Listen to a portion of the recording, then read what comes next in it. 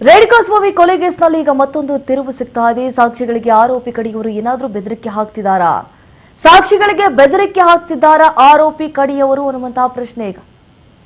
ನಾವು ಹೇಳಿದಂತೆ ಸಾಕ್ಷ್ಯವನ್ನ ನುಡಿಯಬೇಕು ಅಂತ ಹೇಳಿ ಕೆಲವರಿಂದ ಈಗ ಕರೆಯನ್ನ ಕೊಡಲಾಗಿದೆ. ಏನಾದರೂ ಆರೋಪಿ ಕಡೆಯವರು ಸಾಕ್ಷಿಗಳಿಗೆ ಬೆದರಿಕೆ ಹಾಕ್ತಿದ್ದಾರಾ? ಏನಾಗ್ತಾ ಇದೆ ಒಂದು ಪ್ರಕರಣದಲ್ಲಿ?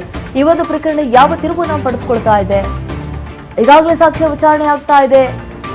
ವಾರದಲ್ಲಿ 5 ದಿನಗಳ ಕಾಲ ಸಾಕ್ಷ್ಯಗಳನ್ನ ವಿಚಾರಣೆ ಮಾಡಬೇಕು ಅಂತ ಹೇಳಿ ನ್ಯಾಯಾಧೀಶರು ಹೇಳಿಬಿಟ್ಟಿದ್ದಾರೆ. ಅದರಂತೆ ಕುಲಂಕುಷವಾಗಿ ತನಿಖೆಯನ್ನು ಮಾಡ್ತಿದ್ದಾರೆ ಸಾಕ್ಷಿಗಳನ್ನ ಒಂದೊಂದಾಗಿ. ಆದ್ರೆ ಈಗ ಆರೋಪಿ ಕಡೆಯವರು ಏನಾದ್ರೂ ಸಾಕ್ಷಿಗಳಿಗೆ ಬೆದರಿಕೆ ಹಾಕ್ತಿದ್ದಾರೆ, ಯಾರು ಒತ್ತಡ ಹಾಕ್ತಿದ್ದಾರೆ? ಹಾಗಾದ್ರೆ ಏನಾದ್ರೂ ತಿರುಚಿ ಹೇಳಿ ಅಂತ ಹೇಳಿ ಏನಾದ್ರೂ ಹೇಳ್ತಿದ್ದಾರೆ? ನಾವು ಹೇಳಿದಂತೆ ಸಾಕ್ಷ್ಯ ನುಡಿಯಬೇಕು ಅಂತ ಹೇಳಿ ಕೆಲವರಿಂದ ಕರೆಯನ್ನ ಕೊಡ್ಲಾಗ್ತಾ ಇದೆ. ನಾವು ಹೇಳಿಕೊಟ್ಟಂಗೆ ನೀವು ಹೇಳಬೇಕು, ಇಲ್ಲ ಅಂತಂದ್ರೆ ನಿಮ್ಮನ್ನ ನೋಡ್ಕೊಳ್ತೀವಿ ಅಂತ.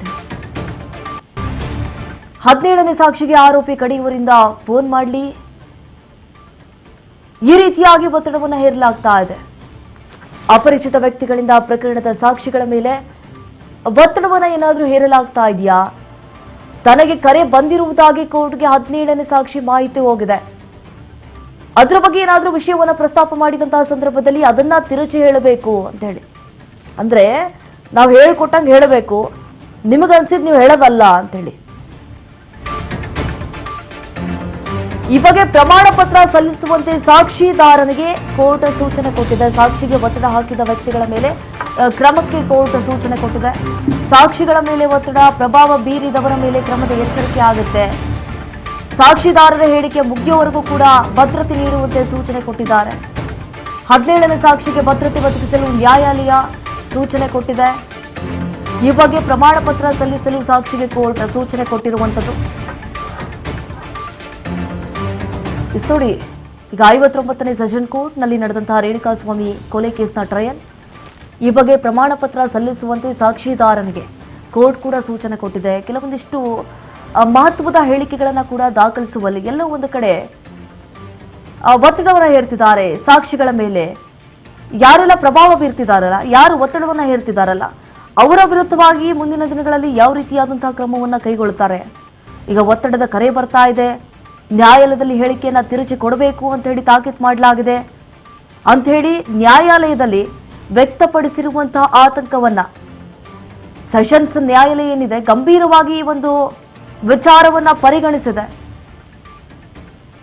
ಕಟಕಟಿಯಲ್ಲಿ ಸಾಕ್ಷಿ ನುಡಿದ ಹೇಳಿಕೆಯನ್ನ ದಾಖಲಿಸಿಕೊಂಡು ಅದನ್ನ ತಿರುಚುವಂತೆ ಒತ್ತಡ ಹೇರಿದ್ದಾರೆ ಅಂತ ಹೇಳಿ ಅಪರಿಚಿತ ವ್ಯಕ್ತಿಗಳ ವಿರುದ್ಧ ಸೂಕ್ತವಾದಂತಹ ಕಾನೂನು ಕ್ರಮವನ್ನ ಕೈಗೊಳ್ಳುವ ನಿಟ್ಟಿನಲ್ಲಿ ಈಗ ಪ್ರತ್ಯೇಕ ಪ್ರಮಾಣ ಪತ್ರ ಸಲ್ಲಿಸಿ ಅಂತ ಹೇಳಿ ಆದೇಶವನ್ನು ಹೊರಡಿಸಿದ್ದಾರೆ. ಇದಕ್ಕೆ ಸಂಬಂಧಪಟ್ಟಂತೆ ಹೆಚ್ಚಿನ ಡೀಟೇಲ್ಸ್ ಕೊಡ್ತಾರೆ ನಮ್ಮ ಪ್ರತಿನಿಧಿ ಶಿವಸಿ. ಈಗ ಫೋನ್ ಸಂಪರ್ಕದಲ್ಲಿ ಜಾಯ್ನ್ ಆಗಿದ್ದಾರೆ.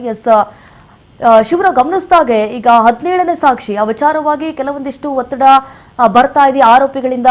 ನಾವು ಹೇಳ್ಕೊಟ್ಟಂಗೆ ಹೇಳಬೇಕಾಗತ್ತೆ, ನೀವು ಹೇಳದಂಗೆ ನಾವು ಕೇಳಲ್ಲ, ಇಲ್ಲ ಅಂತಂದ್ರೆ ಹಂಗ್ ಮಾಡ್ಬಿಡ್ತೀವಿ ಹಿಂಗ್ ಮಾಡ್ಬಿಡ್ತೀವಿ ಅಂತ ಹೇಳಿ ಕೆಲವೊಂದಿಷ್ಟು ಬೆದರಿಕೆಯನ್ನ ಒಡ್ತಿದ್ದಾರೆ ಅಂತ ಹೇಳಿ ಹೇಳಲಾಗ್ತಾ ಇದೆ. ಇದನ್ನ ಯಾವ ರೀತಿ ನ್ಯಾಯಾಲಯ ಪರಿಗಣಿಸುತ್ತೆ ಅಂತ ಹೇಳಿ? ಖಂಡಿತವಾಗ್ಲೂ ನಿನ್ನೆ ನಡೆದಂತ ಒಂದು ಓಪನ್ ಕೋರ್ಟ್ ಅಲ್ಲಿ ಸಾಕ್ಷಿ ಹೇಳುವಂತ ಸಂದರ್ಭದಲ್ಲಿ ಸಾಕ್ಷಿದಾರರ 17ನೇ ಸಾಕ್ಷಿದಾರರ ಆಗಿರುವಂತ ದುರ್ಗಾ ಬಾರ್ನ ಕ್ಯಾಶಿಯರ್ ಸಂದೀಪ್ ಅವರು ಸಾಕ್ಷಿಯನ್ನ ಹೇಳುವಂತ ವೇಳೆಯಲ್ಲಿ ಸಾಕ್ಷಿಯನ್ನ ಹೇಳಿದ ನಂತರ ನನಗೆ ಈ ರೀತಿಯಾಗಿ ಒಂದು ಒತ್ತಡದ ಕರೆಗಳು ಬರ್ತಾ ಇದ್ದಾವೆ, ನಾವು ಹೇಳಿದ ರೀತಿಯಲ್ಲಿ ಹೇಳಿ ಸಾಕ್ಷಿಯನ್ನ ತಿರುಚಿ ಹೇಳಿ ಅನ್ನೋ ರೀತಿಯಲ್ಲಿ ನನಗೆ ಒತ್ತಡದ ಕರೆಗಳು ಬರ್ತಾ ಇದ್ದಾವೆ ಅಂತೇಳಿ ನ್ಯಾಯಾಲಯದ ಮುಂದೆ ಹೇಳಿಕೊಂಡಂತ ಒಂದು ಘಟನೆ ಕೂಡ ನಿನ್ನೆ ನಡೆದಂತದ್ದು. ವಿಚಾರಣೆಯಲ್ಲಿ ಈಗೇನು ವಾರಕ್ಕೆ 4 ದಿನಗಳ ಕಾಲ ರೇಣುಕಾಸ್ವಾಮಿ ಕೊಲೆ ಪ್ರಕರಣದ ಸಾಕ್ಷ್ಯಗಳ ವಿಚಾರಣೆ ಆಗ್ತಾ ಇದೆ. 58ನೇ ಹೆಚ್ಚುವರಿ ಸಿಟಿ ಸಿವಿಲ್ ನ್ಯಾಯಾಲಯದಲ್ಲಿ ನ್ಯಾಯಾಧೀಶಿಯಾಗಿರುವಂತಹ ಸುಜಾತ ಸಾಮ್ರಾಣಿ ಅವರ ಮುಂದೆ ಈ ಒಂದು ಹೇಳಿಕೆಯನ್ನು ಕೊಟ್ಟಿರುವಂತದ್ದು. ಈ ವೇಳೆ ನ್ಯಾಯಾಲಯ ಗರಂ ಆಗಿದೆ ಅಂತಾನೆ ಹೇಳ್ಬೋದು. ನ್ಯಾಯಾಲಯ ಈ ರೀತಿಯಾಗಿ ಸಾಕ್ಷಿಗಳಿಗೆ ಬೆದರಿಕೆ ಹಾಕೋದಾದ್ರೆ ಖಂಡಿತವಾಗ್ಲೂ ನ್ಯಾಯಾಲಯ ಗಂಭೀರವಾದಂತ ಒಂದು ಕ್ರಮಗಳನ್ನು ತೆಗೆದುಕೊಳ್ಬೇಕಾಗುತ್ತೆ. ಮತ್ತೆ ಆ ವ್ಯಕ್ತಿಗೆ ರಕ್ಷಣೆಯನ್ನು ಕೊಡಿ ಅನ್ನುವಂಥದ್ದನ್ನು ಕೂಡ ಈಗ ಪೊಲೀಸರಿಗೆ ಸೂಚನೆಯನ್ನು ಕೊಟ್ಟಿದ್ದಾರೆ. ಸೊ ಈ ವ್ಯಕ್ತಿಗಳು ಆಕರ್ಷ್ ಅನ್ನುವಂತಹ ಒಬ್ಬ ವ್ಯಕ್ತಿ ಫೋನ್ ಮೂಲಕ ಮಾತನಾಡಿ ಈ ಪ್ರಕರಣದಲ್ಲಿ ಸಾಕ್ಷಿ ಹೇಳುವಂತ ಸಂಬಂಧ ವಿಚಾರವಾಗಿ ಹಲವಾರು ವಿಚಾರಗಳನ್ನ ಒಂದು ರೀತಿ ಒತ್ತಡ ಹೇರುವ ರೀತಿಯ ವಿಚಾರಗಳನ್ನ ಹೇಳಿದ್ದಾರೆ ಅನ್ನುವಂಥದ್ದನ್ನು ಹೇಳಿದ ಬೆನ್ನಲ್ಲೇನೆ ಈಗ ಈ ಸಂಬಂಧಪಟ್ಟಂತೆ ಪ್ರಾಸಿಕ್ಯೂಷನ್ಗೆ ಅಫಿಡವಿಟ್ ಅನ್ನ ಹಾಕಿ ಅನ್ನುವಂಥದ್ದನ್ನು ಕೂಡ ಈಗ ಸೂಚನೆ ಕೊಟ್ಟಿದ್ದಾರೆ. ಈಗ ಈ ರೀತಿಯಾಗಿ ಸಾಕ್ಷಿಗಳಿಗೆ ಬೆದರಿಕೆ ಹಾಕುವಂತದ್ದಾದ್ರೆ ಕೋರ್ಟ್ ಸಹಿಸೋದಿಲ್ಲ ಅನ್ನುವಂಥದ್ದನ್ನ ಹೇಳಿದ್ದಾರೆ. ಏನಾಗ್ತಾ ಇದೆ, ಒಟ್ಟು ರೇಣುಕಾಸ್ವಾಮಿ ಕೊಲೆ ಪ್ರಕರಣದಲ್ಲಿ 60ಕ್ಕೂ 172ಕ್ಕೂ ಹೆಚ್ಚು ಸಾಕ್ಷಿಗಳಲ್ಲಿ ಪ್ರಮುಖವಾಗಿ ಈಗ ಪರಿಗಣಿಸಿರುವಂತಹ 60 ಸಾಕ್ಷಿಗಳ ವಿಚಾರಣೆ ನಡೀತಾ ಇರೋ ಹೊತ್ತಲ್ಲೇ ಸಾಕ್ಷಿಗಳು ಕಟಕಟಕ್ಕೆ ಬಂದು ಹೇಳುವಂತ ಸಂದರ್ಭದಲ್ಲಿ ಈ ರೀತಿಯಾಗಿ ಒತ್ತಡ ಅನುಭವಿಸ್ತಾ ಇದೀವಿ ಅಂತ ಹೇಳಿದಾಗ ನಿಜಕ್ಕೂ ಕೂಡ ಕೋರ್ಟ್ ಇದನ್ನ ಬಹಳ ಗಂಭೀರವಾಗಿ ಪರಿಗಣಿಸಿದೆ. ಇದಕ್ಕೆ ಮುಂದಿನ ದಿನಗಳಲ್ಲಿ ಏನಾದ್ರು ಅದೇ ರೀತಿಯ ಮುಂದುವರೆದ್ರೆ ಸಾಕ್ಷಿಗಳ ಮೇಲೆ ಏನಾದ್ರು ಒತ್ತಡ ಹಾಕುವಂತ ಕ್ರಮಗಳ ಆದ್ರೆ ಖಂಡಿತವಾಗ್ಲೂ ಇದರ ಪರಿಣಾಮವನ್ನ ಆರೋಪಿಗಳು ಬಹಳ ಗಂಭೀರವಾಗಿ ಎದುರಿಸಬೇಕಾಗುತ್ತೆ, ಜೊತೆಗೆ ಒತ್ತಡ ಹಾಕದಂತ ವ್ಯಕ್ತಿಗಳು ಕೂಡ ಎದುರಿಸಬೇಕಾಗುತ್ತೆ ಅನ್ನುವಂತ ಸೂಚನೆಯನ್ನ ಈಗ ನ್ಯಾಯಾಲಯ ಕೊಟ್ಟಿರುವಂತದ್ದು. Deepa. S Shiva, thank you ತಮ್ಮ ಮಾಹಿತಿಗಾಗಿ.